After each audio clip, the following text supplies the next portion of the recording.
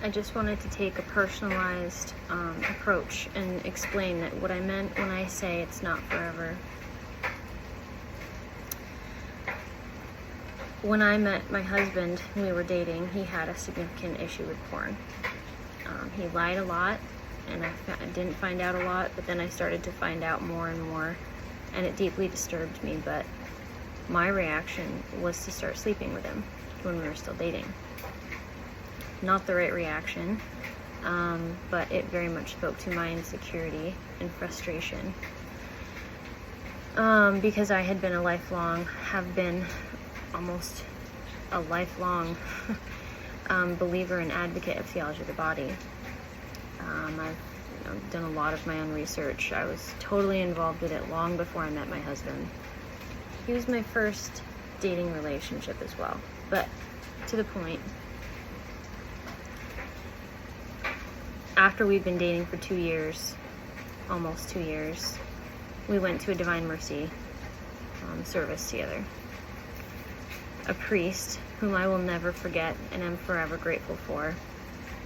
I know this is just my story, but I will get to the answer. My point is, when we went to see this priest, each of us went to confession separately together, and we had the same,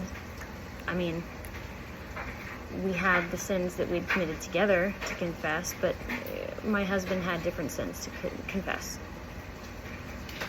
I was after him in confession, so the priest had already heard what my husband, my boyfriend, had been confessing. So what did he say? He said, if you're not getting each other to heaven, you need to decide whether or not it's right for you to be together. And he told me, he said, I think you know what you're supposed to do. And he said, I think you've been trying to deny it for quite a while, because you know that you're worth more than this. Now, that was us dating. Totally different from being married and having kids with somebody. I totally get that. What happened? I told Phil, I have to leave you. And I have to leave you so that you can go to heaven. This is not about me anymore. I tried to make it about me. I tried to make your whole life about me, but it didn't work.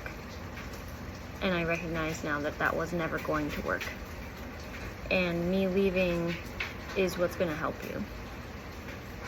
And again, it's us dating. But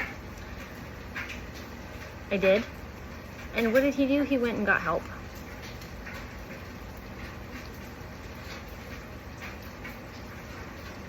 He went and got help because he knew that losing me, and every man is different in terms of what he will choose. I know that. But you are too beautiful. We all are. We all are. Every wife is worth 50 million times every pornographic fantasy. We all are. Because we're the ones who are going to be there when they need us. We're going to give babies to them, that they will be able to look back at their life and see that something came of it. I don't need to explain that part, but I do want to say that when I said it's not forever, we don't know the things that God's putting in their hearts. And our challenge is to admit that we don't know, that we're not in control, that it's not about us. And that's at the same time, it's both good and it's horrifying. Horrifying, because we're terribly vulnerable to being left. And when they leave us in their hearts, like they do, we're being left all the time. We're being left behind all the time. But this addiction's about them. And what do we have to do to help them recover? We need to take care of us. We need to take care of ourselves. Because God doesn't want any of it for any of us. He doesn't want us, he doesn't want the wives to suffer because of what our husbands are doing. He doesn't want the husbands to suffer because of because of our fear, because of their fear, because they're afraid we're going to leave too. They're terrified. What would they do if we left? We don't know, but there's a lot of ifs, and it's scary. It's what about our kids, you know? There's so much. There's so much. And I know it's hard. I know it's hard. I said yes to my husband because he went and got help. Does that mean he's done? No. It doesn't mean he's done with his recovery. Is he doing better than some guys? Yes. Is he doing worse? Yeah. There are a lot of Catholic men out there who would be doing a lot better at their challenge than my husband. He's not perfect. He's not doing great every day. Some days are worse than others.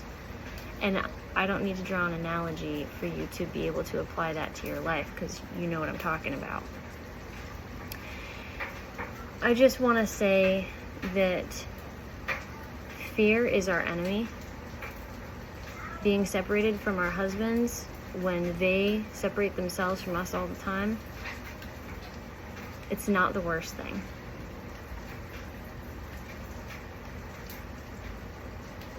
I don't know what this means for your life, but I do know that your husband's salvation is more important than anything.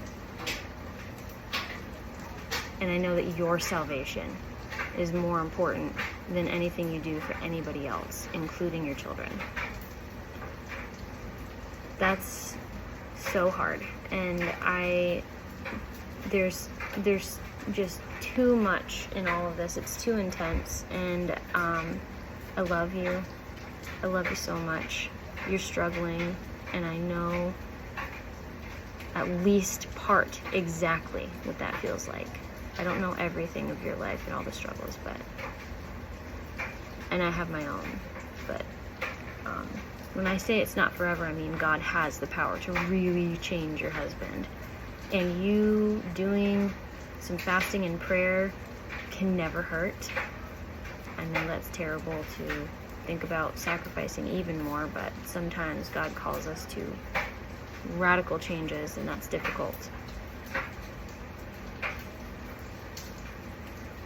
Sometimes, yeah, I'm gonna stop because I've said everything that I probably should, and I maybe have said more than I should, maybe less, but I don't think less. Anyway, I love you. Please know that I'm praying for you, and I'm praying for your husband. I'm praying for your husband. I will do a rosary for your husband today. I dearly wish people had been praying rosaries for mine, and that they could or would. I will do that. I'm not in the habit of praying rosaries right now, but I'm gonna. Every person is worth it, of course. If there's any way I can help, let me know, DM me or something, but good luck, prayers, and write out whatever you think.